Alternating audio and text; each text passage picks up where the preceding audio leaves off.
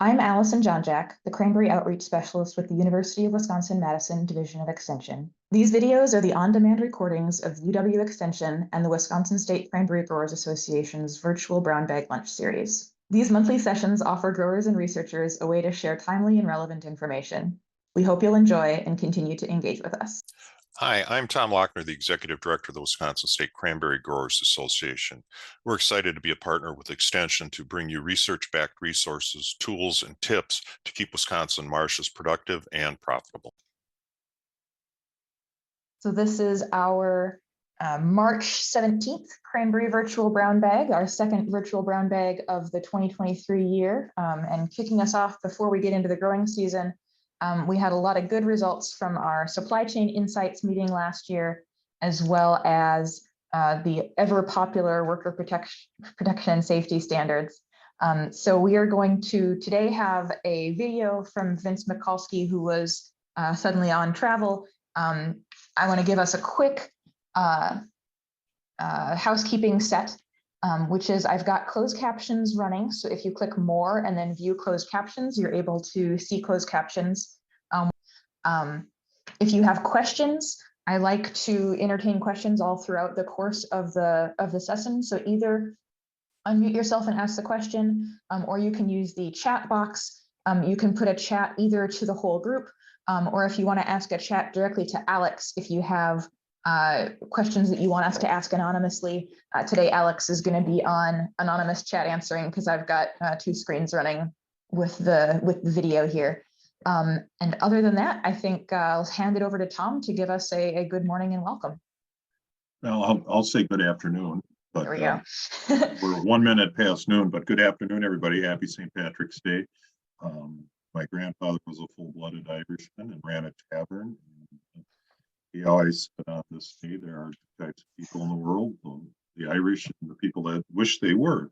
And he has welcomed all of them into his tavern. So we'll welcome everybody to the ongoing brown bag program. And thanks to Allison and Alex and everybody for putting this together. These are our monthly get-togethers to talk about topics that are important and timely for growers, and we always appreciate feedback from growers on that. Just a couple of things in the news this week. Many of you may be aware the Wisconsin Cranberry Board met earlier this week and finalized their research budget for the year, and that information will be coming out very shortly for growers, but it was a very productive meeting, and I think the board did a very good job in allocating fund or identifying projects they needed to be funded, and at the same time maintaining a responsible carryover next year. And the foundation has added a lab and research manager at the station on a part-time basis, and that's Beth Workmaster, who many of you know has been working in cranberry research for a number of years, and she's going to help us out this summer to get the station performing at a higher research at a higher level and operating as we expected. With that, just remind people that we're going to have also have the summer meeting August 9th, and it'll be at the research station again this year. And we hope to see you all there. We'll have some exciting things for you to see again. So with that, thanks, Allison. I'll turn it back over to you. And again, happy Friday to everyone. Wonderful. Thank you, Tom, and cheers to your grandfather there and the bringing together spirit. So we're going to go ahead and progress into Vince Michalski is going to give us via a recording we made yesterday. So I'm going to turn off my video so you don't get nauseated by too many copies of me. And we'll turn this on here.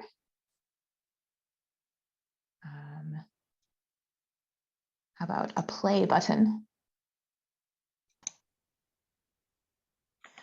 So I wanted to thank Vince Michalski for joining us for our March Cranberry Virtual Brown Bag.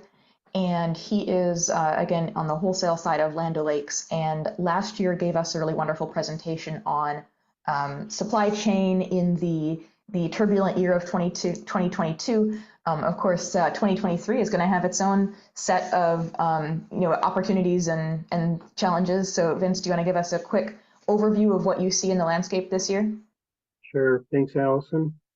Yeah, so I think if we go back in time, this whole supply chain disruption probably started about the time of COVID.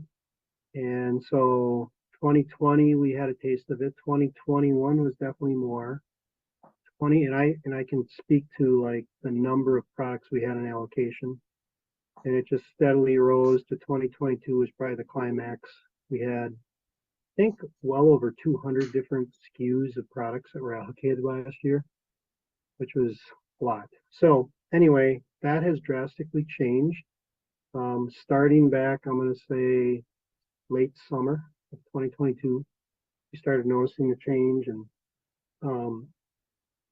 supply is freed up. There's a lot of different factors that have gone into that.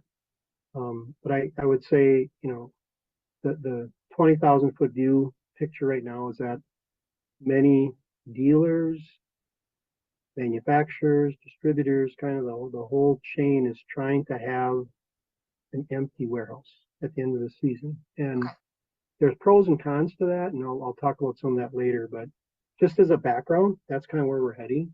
And it isn't that we're out of the woods on all of these things, but that's probably the big picture right now. Okay, that is good news, and I just want to double check that we're talking about both the fertilizer, nutrient input side as well as chemistry inputs, or are those looking fairly the same, or are we different across the two types? So I work specifically in the crop protection side. The crop nutrient side, a little different story there, and the markets have softened significantly, of course. So, it's a commodity, right? So where and when did you buy? Where are you sitting on the metric of all that? So I'll let those experts talk about that. Perfect. We will focus on crop protection. I think we had done a little extra preparation in the disease protection world. Did you have a couple of highlights to hit there?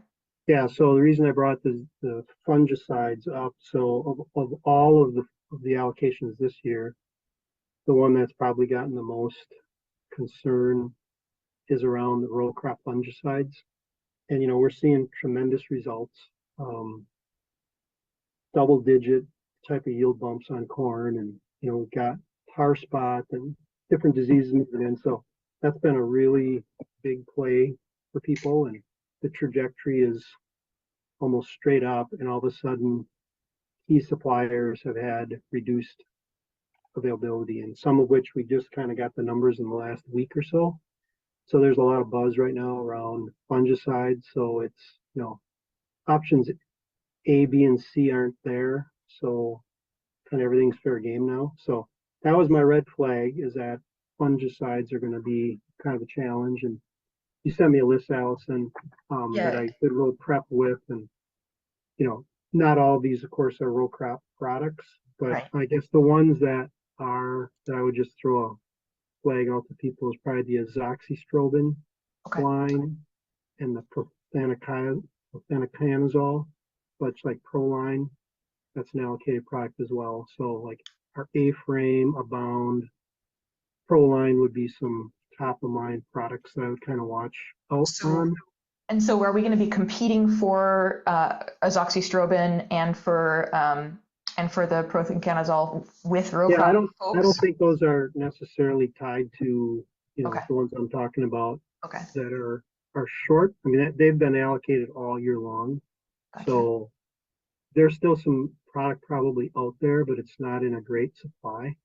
So I would just make sure to, in general, it's probably a good idea for your growers to just make sure they've got their fungicide plans covered. That'd be my suggestion. Okay, I appreciate that. We also heard at the Pacific Northwest Cranberry Congress, hearing that people are having luck shifting their applications to 20 and 60%. So just a quick note for growers as I'm still kind of looking at that research and haven't done those field trials myself, but one thing to consider, if you wind up only having supply for 2 applications and not 3, maybe look at the 20 and 50 or 60% windows rather than 20 and 50 and 80 if you wind up with a supply challenge. Are there other, is there anything on the insecticide front that we need to be concerned and kind of bracing ourselves for? So again, on insecticide, may or may not have products that fit each other's markets, but I'll just speak on the row crop side. We have noticed for probably 3 years now, people do not stock a lot of insecticides and, waiting if we're going to have a outbreak, which knock on wood, it's been pretty quiet. We've avoided major insecticide run in the upper Midwest. That day will come. And when that day comes, we will be scrambling. This is what I've said this for 3 years in a row now. So yeah, I mean, that's, have a plan. Now, if you you have planned applications, I would make sure to get bases covered. In general, those markets have softened, or even, kind of the supply stance that we've seen versus the last couple of years, we're in a better spot. As I said, if we have overlapping products here and there's a bug run, I think it could get tight. Okay. And that could be something that might, that is equally applicable to a row crop audience and to a specialty crop audience. I'd like to ask a more general question. As you work more with the row crops or the guys who are using larger volumes of product, are there times of the year that you'd rather hear from the specialty crop people as we stock our own on-farm inventories? Are there things that work better in your season and your planning to help us meet our needs at a time that is advantageous for both of us? So I have a point that I wanted to make that I think fits this pretty well and maybe helps answer that question. I don't want to paint the picture that we're out of the woods on this whole supply chain, because if we go back to pre-COVID, pre-supply chain disruption, the trend that was happening, which I think is a freight train that won't stop, is less inventory from manufacturer, less inventory with distributor, because guess what? Inventory costs money and the margins on everything is tight. And the days of, and I'll just say the days of just-in-time inventory, 11th hour planning aren't going to happen. I mean, there's less warehousing. We've cut our warehousing network down significantly over the last 3 or 4 years. There's a lot of reasons why: transportation, finding drivers, all those things. We're it's just the way the world is right now. And to get back to answer your question, it all starts at the farm level, the dealer level, to the distributor level, back to the manufacturer, of having a plan. And I understand things can change. We can get a bug run, or we can have a different disease. We have to have a base plan, and I think that's going to be more and more important going forward. So what's the right timing of that? We're doing our 2024 planning already. Like we'll have a baked plan by May for 2024. So you never can start early enough. And even if you can get it 80% right, that's a huge win for everyone, all the way to the manufacturer. Another thing, Europe has had disruption in their gas supply, and BASF is a big player there. They're in the process of moving most of their production out of Europe to the United States. So there's a lot of things, big picture things happening that have a pretty major impact on a lot of products. Are there any for growers who have traditionally done just-in-time ordering and might need to shift to having a little bit of thickness in the belt to be able to take out? Are there shelf life concerns on any products that are standard in the cranberry world? I guess I'd have to specifically talk one by one. I mean, That's fair. Yeah, there are some things that have shelf life issues. Okay. I can follow up later. If you have a good volume of movement and historical, those things usually take care of themselves. It's when we get, one-off spikes of maybe it's an insect or disease spectrum that didn't come in and we have a big year, then we go 2 years and we don't have it. Now we got product sitting. That's where those things come in to be a problem. Okay. I wanted to ask too, and it probably followed up better with the prior question, but how is the transportation in looking in your world this year relative to last year? Yeah, I think first we should talk about vessels. So So that piece is significantly better, like move the decimal point better. Great. From what it used to be, you know, China to the US, India to the US, et cetera. So that's really good news. A year ago, we were talking about 60, 70, 80 vessels on the West Coast anchored at a time waiting to unload. That's gone away. So that's great. You know, the transportation piece, you know, trucking wise, still a challenge, right? Lack of drivers. Yep. Your customers probably live it every day trying to find drivers, right? So that part I think will continue to be an issue, but generally speaking, the transportation piece has gotten better. You know, the rail, we've had rail strike potential that we've avoided. So, and the other part now is even shipping on the river. I mean, a year ago, we were in dire straits. The river was closed in spots. I couldn't get vessels through. We've had moisture, we've had snow. So I think, generally speaking, it's looking better. That is good news all the way around. Mhm. Are there other things that I have not asked about that you want to get in front of the Cranberry audience? I'll come up with a couple more questions too as we go, but Yeah, I think my key points have all been covered. wonderful. In a yeah, I guess then that takes us kind of around the world. It's been a year since our last talk, and it sounds like we've gotten better on vessel shipping by a long shot, and a lot of supply questions, but we're still have the potential to be tight on fungicides, and you know, keeping a close eye on insecticide availability, and then the gradual overtime shift to growers probably needing to be proactive and have a few things in their warehouses already, rather than relying on distributors to be able to get them to them. Anything else that we want to be able to take it, and of course be in contact with your product suppliers, and you know, open communications all the time.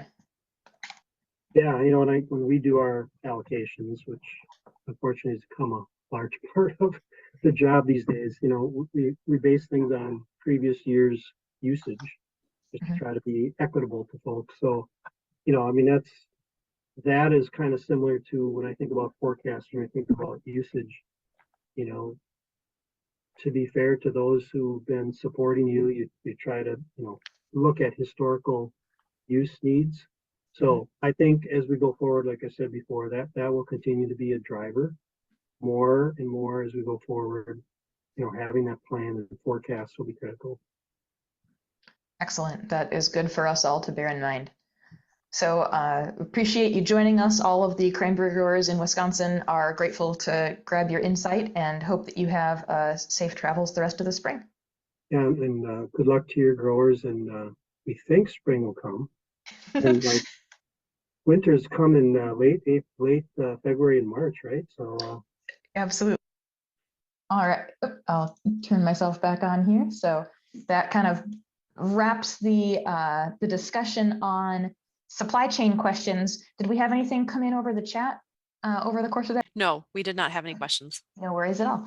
If anyone has any questions, feel free to either pop those in the chat or go ahead and ask out loud right now.